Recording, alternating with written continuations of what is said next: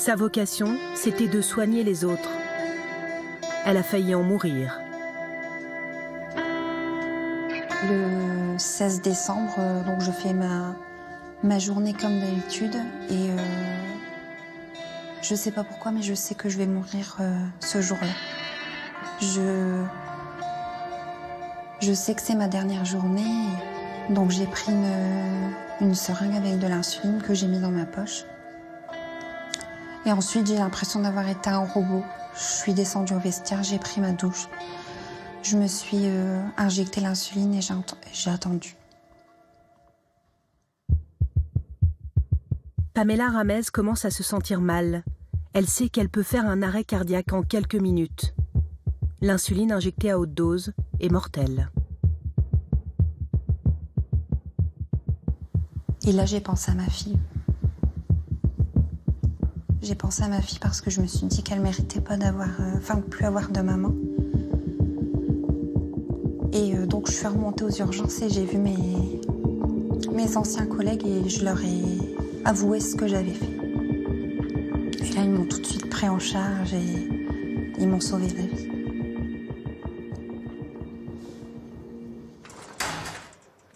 Ce jour-là, une de ses collègues infirmières travaille aux urgences. Elle a assisté à la scène. Elle est toujours très choquée. Je la vois là, sur le brancard, toute perdue. Et je l'engueule. Qu'est-ce que tu fous là? Qu'est-ce que t'as fait? Connerie, quoi. Et le choc. Pamela sur le brancard, le choc. Et la colère. Vous ne pouvez pas savoir. Parce qu'elle avait déjà parlé avant, hein. Elle avait déjà dit son mal-être, elle avait déjà exprimé s'il faut en arriver là, dans l'épuisement professionnel. Pour qui? Pourquoi?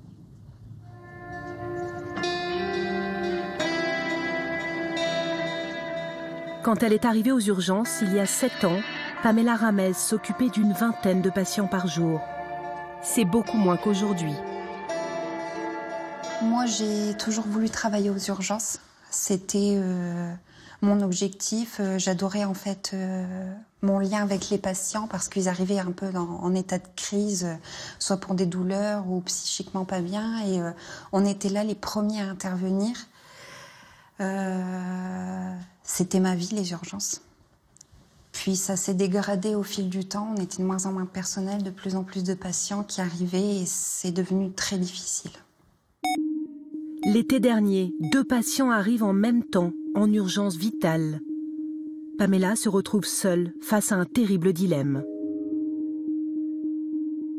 Un événement qui m'a marqué, c'était un lundi. Le lundi, souvent, il y avait beaucoup plus de monde. Et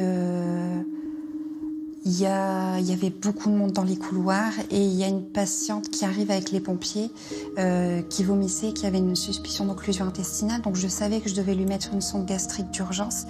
Et entre-temps, il y a un patient qui vient pour une douleur thoracique.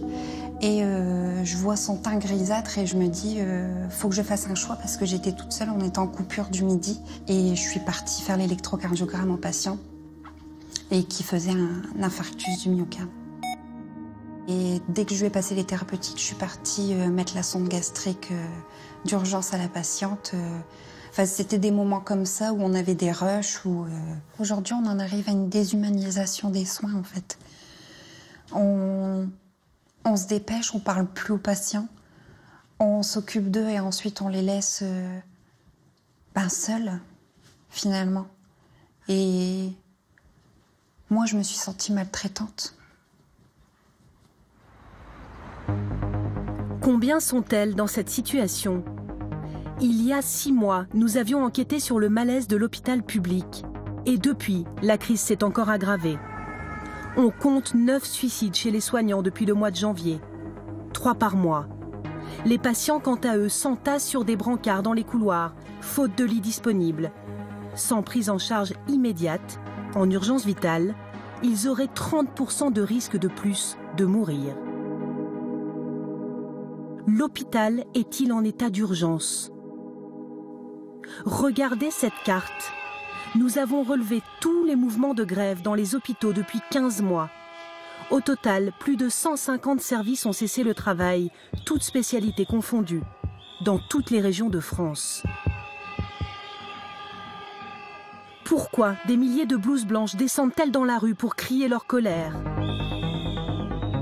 Le problème, c'est le déficit de la sécurité sociale, plus de 5 milliards d'euros. Et pour tenter de le réduire, l'État impose à l'hôpital public les méthodes des entreprises privées.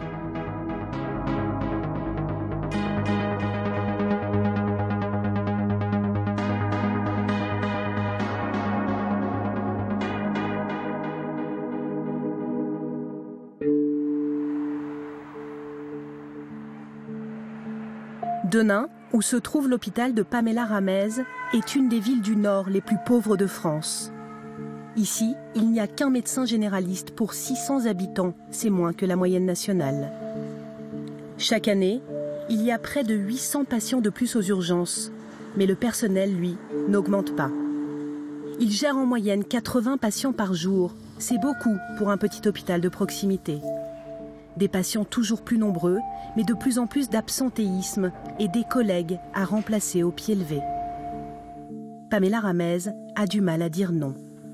Alors, elle accepte les heures supplémentaires, jusqu'à 200 heures par an, comme le prouve ce document interne à l'hôpital. Au mois d'août dernier, elle en fait encore plus. Elle va enchaîner les nuits de garde, 9 nuits d'affilée. Pourtant, dès la 3e nuit, elle sent que son corps commence à lâcher. Elle n'est pas sûre de tenir et décide d'aller en parler à sa supérieure. Je suis allée voir ma cadre en lui disant que je ne savais pas comment j'allais pouvoir faire encore 6 nuits. Et en fait, elle n'a pas trouvé de solution. Elle n'a pas trouvé de solution. Dans ce cas-là, on se met quoi, à craquer devant la cadre et on continue à bosser ou même pas? Maintenant, je me suis dit, bon allez, ça va aller, j'en ai déjà fait 3, il m'en reste plus que 6 à faire. Elle accepte donc de travailler encore 6 nuits, mais en ressort épuisée. 3 mois après, elle veut arrêter cette souffrance et mourir. Sa collègue a accepté de nous raconter l'omerta au sein des équipes ce jour-là. Elle préfère rester anonyme de peur de perdre son travail. Personne n'en parlait. Moi, je me suis mis en colère envers l'autre collègue qui m'a dit « Non, t'en parles pas. Parler, c'est se mettre en danger, c'est pas bien de parler. On est là pour servir, on est là pour... C'est normal, hein, on est là pour servir, mais on n'est pas là pour parler trop des problèmes, quoi. C'est-à-dire un agent qui parle, par exemple, et qui dit que ça va mal dans son hôpital. Quelles sont les conséquences ? On va le freiner au niveau de sa carrière, on va le freiner. Depuis, Pamela Ramez a passé 1 mois en hôpital psychiatrique. Sa tentative de suicide a été reconnue comme accident de travail. Elle n'a que 28 ans, mais l'hôpital l'a déjà usée. Elle ne remettra plus sa blouse blanche. Aujourd'hui, à l'hôpital de Denain, une partie du personnel est en grève pour dénoncer les conditions de travail. Et c'est la même mobilisation depuis le début de l'année, sans relâche. Il va pas s'arrêter. À la tête du mouvement, Christophe Loers. Il est préparateur en pharmacie. Il travaille à l'hôpital depuis 25 ans et il l'a vu se dégrader. Aujourd'hui, les urgences de Denain, c'est 30 000 entrées. Il y a 3 ans, c'était 26 000. Et le personnel est resté constant. Donc, logiquement, il y a réellement un problème. Ça c'est compensé par les heures sup. Voilà, c'est compensé par la vitesse à laquelle il faut exécuter les tâches. Mais c'est l'humain qui trinque. Voilà, en 2014, l'hôpital est en déficit de près de 2 millions d'euros. Comme tous les hôpitaux publics, il doit alors revenir à l'équilibre. Ça va, docteur ? Ça va bien. Bon courage à vous. À Denain, la nouvelle direction arrive à redresser les comptes en 2 ans. Depuis, les syndicats dénoncent une situation inacceptable. On se retrouve dans la situation d'Orange, il y a quelques années. Malheureusement, on déplore ce système qui met les agents et les salariés dans un système. Ils sont un peu broyés, ils sont broyés par le système. Il faut avoir les termes broyés vraiment par un système comptable. Aujourd'hui, l'hôpital public, c'est comme une entreprise. Nous avons voulu rencontrer le directeur de l'hôpital. Il a fallu beaucoup insister. Vous avez quelques minutes à nous accorder ? Mais après quelques heures d'attente, il a finalement accepté de répondre à nos questions, au pied levé. Donc il y a un agent qui a tenté de se suicider. Qu'est-ce qu'on fait dans ces cas-là quand un agent dit qu'il a énormément d'heures supplémentaires, qu'elle fait nuit sur nuit et qu'on ne peut pas la remplacer? L'hôpital est en difficulté. Il traverse de nombreuses injonctions paradoxales. Nous faisons avec les agents disponibles parce que nous n'avons pas la ressource compétente. Nous ne pouvons pas former une infirmière urgentiste au pied levé. Moi, ce qui m'angoisse, c'est plutôt les patients qui se demandent si demain ils auront une prise en charge. Ça vous angoisse par rapport aux patients, mais est-ce que vous vous souciez du personnel soignant? Est-ce qu'on va continuer? Est-ce que vous allez continuer à pouvoir soigner des patients avec un personnel soignant à bout de souffle? Alors, évidemment qu'on se soucie du personnel, absolument, je le dis, mais je ne sais pas où vous voulez m'amener. Mon objectif, il est simple, c'est de répondre à ma mission de service public. Donc c'est un triptyque, le bon agent, le bon investissement et le bon équilibre financier. C'est la vie d'à peu près toutes les activités, quelles qu'elles soient, publiques ou privées. Comme une entreprise privée, l'hôpital de Denain doit maintenir ses comptes à l'équilibre. Le ministère de la Santé demande des économies à marche forcée aux hôpitaux. Comment l'hôpital peut-il concilier sa mission de service public tout en répondant à l'objectif fixé par l'État?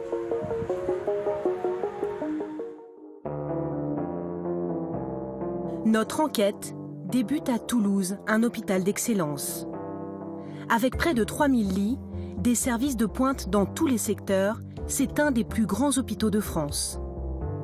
Toulouse, c'est aussi un hôpital réputé pour être un des plus performants. Depuis 1998, il est toujours classé dans les 3 premiers au palmarès du magazine Le Point. Il est même premier pour certaines activités comme le traitement des accidents cardiovasculaires cérébraux. Mais dans cet hôpital, pendant l'été 2016, 4 personnes se sont suicidées. Depuis quelques années, l'hôpital court après la réduction de son déficit. Et pour cela, comme une entreprise, il a durci ses méthodes de management. Nous avons été alertés par une infirmière du service gériatrie. Dans ce service, plus qu'ailleurs, il est très difficile d'obtenir des témoignages. Elle travaille ici depuis 8 ans. On nous enseigne qu'il faut respecter la pudeur de la patiente ou du patient, peu importe. C'est-à-dire mettre la serviette sur les parties intimes, pour les femmes sur la poitrine. Puis quand on arrive dans une structure, vous savez que vous devez faire vite. Vous mettez au moins les serviettes. Il y a 3 patients dans une même chambre, vous mettez la serviette. Voilà, histoire de respecter par rapport au voisin, la pudeur. Puis vous avez la collègue qui vous dit non mais là, si tu fais comme ça, on ne va pas avancer. Hein. Et elle m'enlève les serviettes, tu prends le gant, tu prends un gant, tu nettoies du visage jusqu'aux pieds, tu changes de gant, tu rinces, et après tu retournes et tu fais la même chose derrière. Hein. Sinon on n'avance pas. Hein. Et là vous voyez la patiente qui vous regarde et vous la regardez et vous dites je suis désolée mais je suis obligée de faire comme ça quoi. On est là, le chrono à la main, à faire 12 toilettes en 2h45. Moi, je vous mets au défi, sur des personnes à mobilité réduite, d'arriver à faire 12 toilettes en 2h45. 12 toilettes en 2h45, cela fait 13 minutes par patient. À cause de cette pression et de cette course à la rentabilité, l'infirmière avoue qu'elle a dérapé. C'est aussi des mots, des phrases que j'ai prononcées et j'ai blessé. Mais j'étais tellement débordée que en fait, je me suis rendu compte après coup que que j'ai été violente. C'est détruire les gens. On nous transforme en robots. Alors qu'on essaye d'humaniser au plus possible les robots qui sont en train d'être créés, on nous robotise à nous. On doit faire tant d'actes dans la journée pour que ça soit rentable. On ne doit pas consommer trop de draps, parce que sinon c'est un surcoût. Les gants, on doit en utiliser une certaine quantité, on ne doit pas en utiliser trop. Sinon, c'est pas bon. Quelles méthodes de management sont appliquées pour en arriver à de telles dérives? Première étape de notre enquête, le service de communication.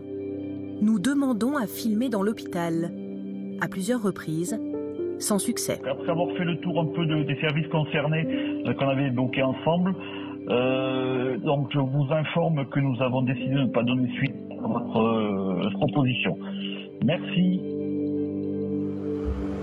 Nous ne sommes pas les seuls à nous heurter à un mur. Même les experts légalement mandatés ont le plus grand mal à obtenir des informations. C'est ce que confesse Jean-Claude Vasselette. 40 ans d'expérience, plus de 120 expertises à son actif, notamment à Toulouse.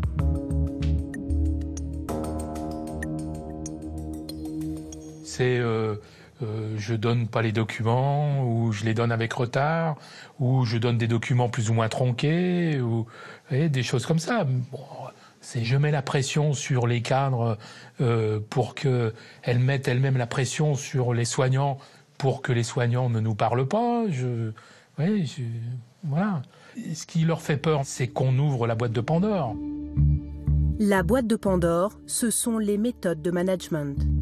En 2016, à la demande des organisations syndicales, un des plus grands cabinets d'expertise français a publié un rapport sévère. Le management y est tour à tour qualifié de délétère, déficient, trop autoritaire. L'expert dénonce une pression sur le personnel pour en faire toujours plus. Ça consiste à faire en sorte que, au détour d'une absence, par exemple dans une équipe, on dise aux agents, écoutez, réunissez-vous, discutez entre vous, organisez-vous de manière à pallier cette absence, parce que vous comprenez, l'hôpital n'a plus les moyens de remplacer, donc on ne remplacera pas. Donc débrouillez-vous pour que ça marche. Les agents, qu'est-ce qu'ils font? Ils se réunissent, ils discutent et ils pallient. Et puis une fois que tout ça s'est passé, c'est rentré dans l'ordre, on leur dit pas comme ça. Mais vous voyez bien que vous êtes capable de travailler à -1. Donc on va essayer d'aller un peu plus loin. Et c'est un cycle infernal dans lequel on plonge les agents en les culpabilisant quelque part. Parce que si elles n'y arrivent pas, c'est de leur faute. Donc on est sur des processus managériaux qui sont extrêmement pervers, très culpabilisants. Le rapport constate une augmentation du volume de patients au détriment du temps passé avec chaque patient.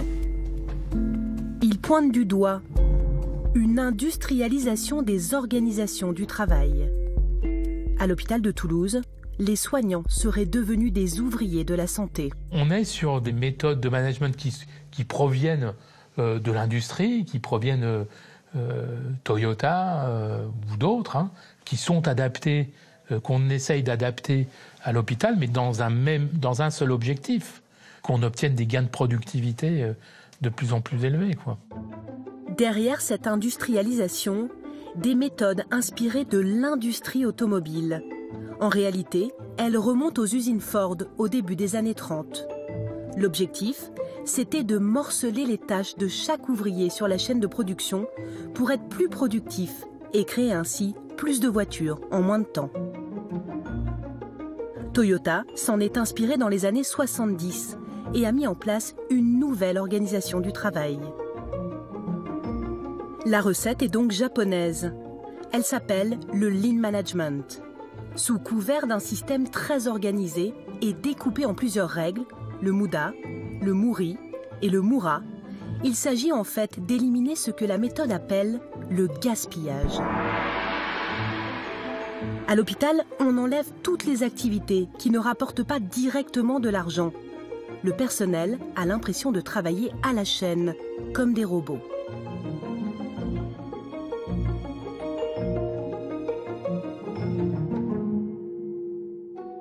Ce lean management, Julien Terrier le dénonce. Il est délégué CGT au CHU de Toulouse. Selon lui, ces méthodes ne sont pas adaptées à l'hôpital. C'est de faire optimiser les organisations de travail pour faire baisser les temps morts. Tous les temps morts dans toutes les tâches doivent être diminués. Et qu'est-ce que c'est les temps morts dans les soins? C'est le relationnel. C'est quelque chose qui n'est pas quantifié, qui n'est pas facturé. Parce qu'en fait, maintenant, on ne marche qu'en facturation. Quand on fait une prise de sang, elle est facturée. Quand on fait un pansement, il est facturé. Par contre, expliquer un soin à un patient, c'est pas facturé. Prendre du temps à quelqu'un qui est en pleurs et qui est tout seul et qui comprend pas ce qui lui arrive, c'est pas facturé. Pour comprendre, il faut savoir qu'un hôpital est financé par la sécurité sociale en fonction des soins médicaux qu'il prodigue. C'est ce que l'on appelle la tarification à l'activité, la T2A. Chaque maladie a un prix fixé par l'État et publié au journal officiel. Une otite moyenne de niveau 1 est facturée par exemple 619 €. Une grippe, selon sa gravité, entre 651 et 2722 €. Que vous restiez 8, 10 ou 20 jours hospitalisé, le prix facturé est quasiment le même.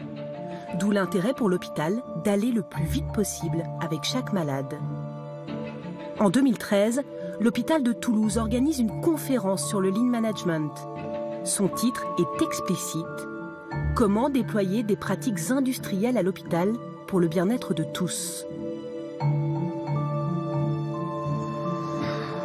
Jacques Giron, radiologue et spécialiste du cancer du poumon en France, participait à cette réunion en 2013. Depuis ses débuts, il y a 30 ans, à l'hôpital de Toulouse, il a vu évoluer les méthodes de management. Il dénonce les objectifs de performance qu'on lui a imposés comme au reste de l'hôpital. Le débit. Encore plus vite. Tu fais 10 scanners à l'heure, il faut en faire 11. Voilà. Et donc on fait se presser tout le monde, le malade, le personnel, le manipulateur, la SH, tout le monde. C'est une vision hyper capitaliste, au fond des choses. Plus j'en fais, plus ça marche. C'est pas pour le malade. Le malade, des fois, il faut le temps, il faut qu'il respire, il faut qu'il regarde, qu'il comprenne. C'était très humain, ça. Mais ça, on l'a supprimé. Tout ça pour aller vite, les cadences. Le lean management dont on parlait au départ. Ces méthodes ne sont pas sans conséquences. Nous nous sommes particulièrement intéressés à ce service de l'hôpital de Toulouse, l'hôpital des enfants. Chaque année, plus de 30 000 enfants y sont soignés, et particulièrement à son bloc opératoire. Ce qui nous alerte, c'est un rapport confidentiel demandé par le comité d'hygiène et de sécurité de l'hôpital. Il est titré « Expertise, risque grave ». On y lit que l'organisation médicale telle qu'elle se déploie actuellement au bloc pédiatrique est source d'un certain nombre de dysfonctionnements. Un des infirmiers qui travaille depuis 7 ans dans ce bloc a accepté de nous parler. Il confirme des conditions de travail problématiques. C'est à la chaîne dans le sens où le premier patient doit être en salle pour 8 h du matin. Le deuxième patient doit être en salle pour 8 h 30. Si le premier patient est en salle de 8 h à 8 h 20, il faut que dans une autre salle, le deuxième patient soit déjà en train de dormir pour que les chirurgiens puissent opérer à 8 h 30. Mais nous, dans la mesure où on est déjà sur la chirurgie, que la chirurgie dure un peu plus longtemps, l'enfant, il va rester en salle d'opération, se prendre des produits anesthésiques pendant un peu plus longtemps que prévu, et en fait avoir un temps de réveil qui va être plus long, des doses de morphine qui vont être un peu plus élevées, et ainsi de suite en fait. Et du coup, c'est moins bon pour le patient aussi d'avoir ça, d'avoir plus d'anesthésie, Oui, une anesthésie générale, oui. Des doses d'anesthésiques plus fortes parfois que nécessaire, mais aussi des cadences de travail trop rapides. On n'a pas forcément le temps de vérifier le matériel qui est disponible, le matériel dont on a besoin pour opérer. Et une fois, ça m'est arrivé, on a commencé à opérer, on n'avait pas le matériel adéquat pour opérer l'enfant. Donc moi, je me suis senti en difficulté parce que c'était de mon ressort et je n'ai pas eu le temps de le faire ni la possibilité de le faire. En Entre stress, rythme de travail accéléré et exigence du poste, les infirmiers expérimentés quittent le service. Le bloc l'enfant, le niveau d'experts comme ils appellent, des gens qui savent tout faire et qui peuvent former leurs collègues, etc. Avant, tout le monde savait à peu près, il n'y avait pas beaucoup de turnover dans ce service, etc.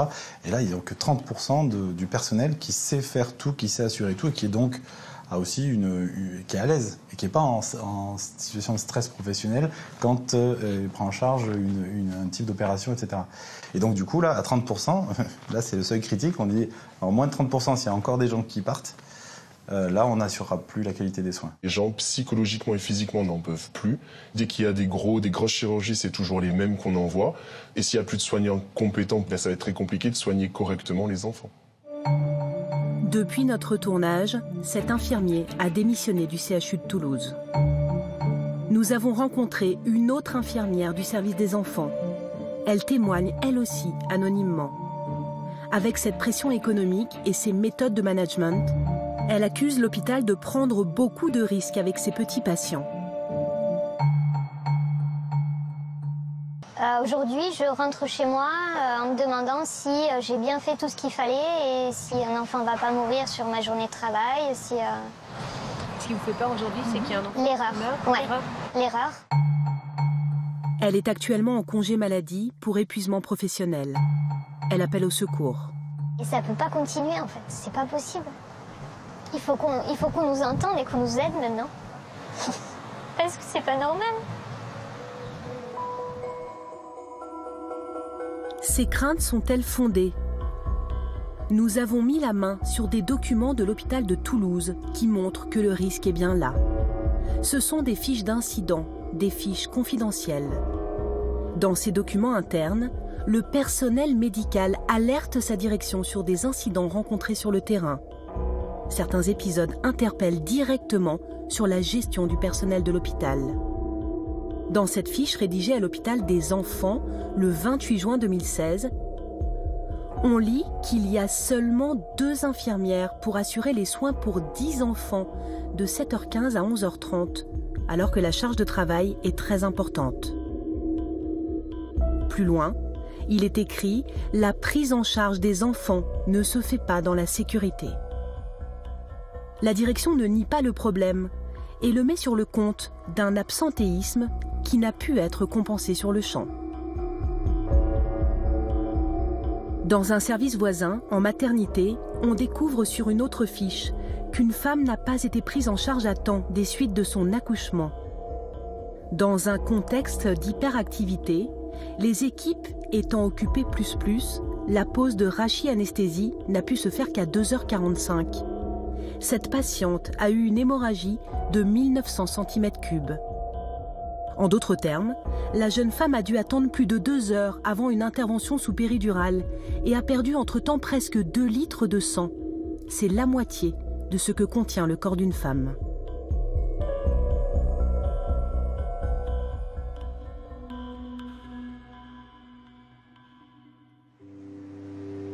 À Toulouse, nous avons rencontré une famille qui a subi les conséquences de la pression économique qui pèse sur l'hôpital. Stéphane s'est battu pendant 8 mois à l'hôpital des enfants pour que sa fille guérisse. Pour moi, cet hôpital, c'est un bouleversement dans ma vie. C'est des joies avec la réparation du cœur de Léonie, enfin, la guérison même du cœur de Léonie, mais aussi beaucoup de peine avec l'erreur, notamment de diagnostic. C'est un milieu angoissant qui me terrifie et où il y a de bonnes choses, mais malheureusement aussi des mauvaises. Léonie était hospitalisée au moment de notre tournage. Ce jour-là, nous ne sommes pas autorisés à filmer dans l'hôpital, mais Stéphane accepte que nous l'accompagnions discrètement dans la chambre de sa fille.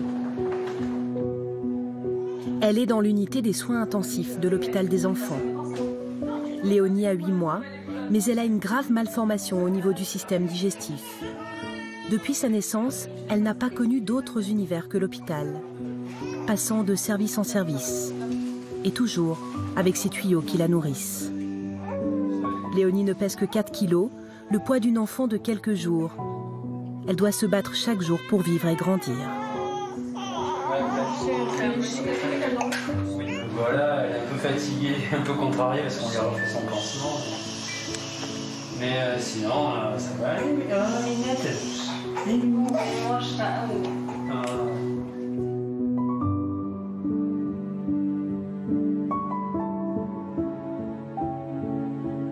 Selon ses parents, Léonie, atteinte de diverses pathologies, est victime des dysfonctionnements du service.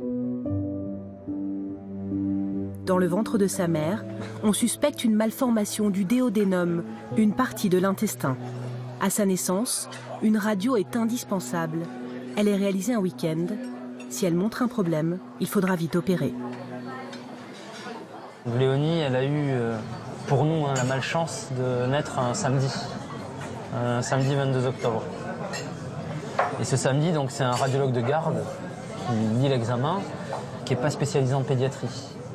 Donc, quand il lit l'examen, n'a pas forcément toutes les compétences requises pour voir peut-être quelque chose qui était très fin, mais qui était là, puisqu'il existait avant même la naissance, finalement. Et donc, cette personne lit l'examen et dit non, il n'y a rien, c'est négatif. Voilà ce qu'on nous dit. Nous, quand on apprend ça, on a un doute. Là, on a remis une couche en disant vous êtes sûr que l'examen au niveau digestif, il est négatif, qu'il n'y a aucun problème, vous êtes sûr, parce qu'elle vomit, c'est pas normal. Les médecins nous disaient on est catégorique, cet examen est négatif, c'est qu'il n'y a pas de problème. Et en fait, il faut attendre 3 mois, mais c'est un combat de tous les jours. On a dû insister, on a vécu ça, on a vu notre petite vomir, avoir mal, pour finalement réussir à obtenir un OTGD, mais sans conviction. Vraiment, peut-être parce qu'on insistait, que j'avais posé les données à plat sur une feuille, vous voyez, à force de... Et ce deuxième examen montre que finalement, il y a un problème. Une erreur qui aurait eu des conséquences graves sur sa fille. J'ai besoin de réponses. J'ai besoin de connaître la portée de cette erreur. Parce que moi, ma portée à moi, oui, c'est subjectif, c'est une grosse erreur. C'est une erreur de notre vie, en fait. Parce que je ne sais pas, Léonie, on ne sait pas encore. Peut-être qu'elle va garder sa nutrition artificielle à vie. On ne sait pas. Ah, mais c'est possible, on n'a aucune réponse. Dans 3 semaines, dans 3 mois, dans 3 ans, dans 30 ans, on ne sait pas. Aujourd'hui, Léonie a 14 mois. Depuis notre tournage, elle est rentrée chez elle, mais elle continue à être soignée régulièrement à l'hôpital.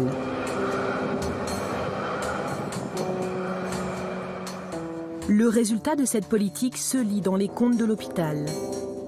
La direction a réussi à réduire de manière spectaculaire son déficit, passant de 29 à 19 millions d'euros. Une réduction qui alerte Julien Terrier. Le seul objectif des directions maintenant, c'est de réduire les déficits.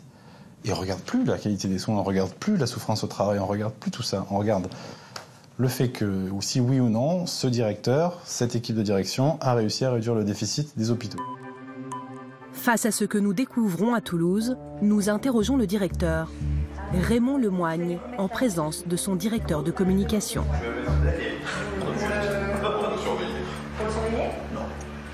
Est-ce qu'il y a un malaise à l'hôpital? Dans votre hôpital? Alors, ça, c'est 2 questions différentes. Est-ce qu'il y a un malaise dans votre hôpital? Alors, la question n'est pas... Donc, je suis obligé de rappeler ici qu'il se passe un processus important de mutation des métiers, des pratiques professionnelles et des organisations.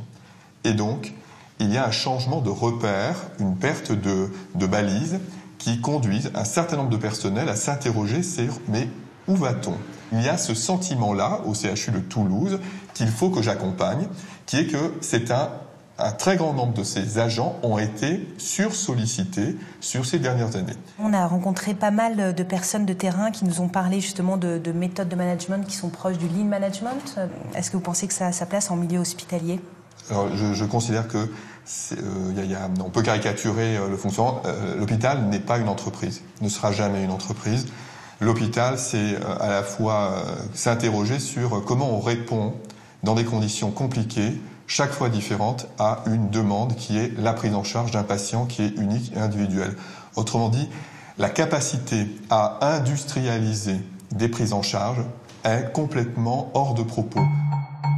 Nous l'interrogeons ensuite sur l'emploi et les effectifs dans son hôpital. Vous trouvez qu'il y a assez d'infirmiers, d'infirmières, de médecins dans votre CHU?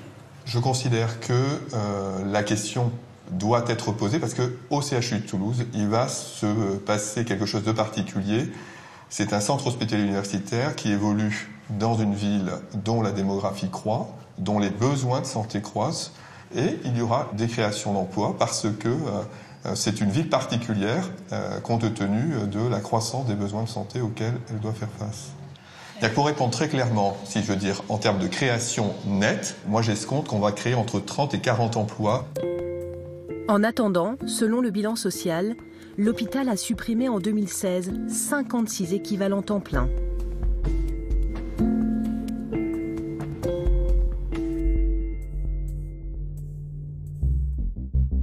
Depuis notre tournage, Raymond Lemoigne a quitté ses fonctions de directeur. Il sera resté un peu moins de 2 ans au CHU de Toulouse. Aujourd'hui, il est directeur de cabinet de la ministre de la Santé, Agnès Buzyn. Elle aurait fait appel à lui pour prendre des décisions qu'elle qualifie de courageuses dans le cadre de la grande réforme de l'hôpital public qu'il conduira. Comme pour les entreprises privées, cet équilibre budgétaire serait désormais la question centrale, un des symptômes du profond malaise de l'hôpital public.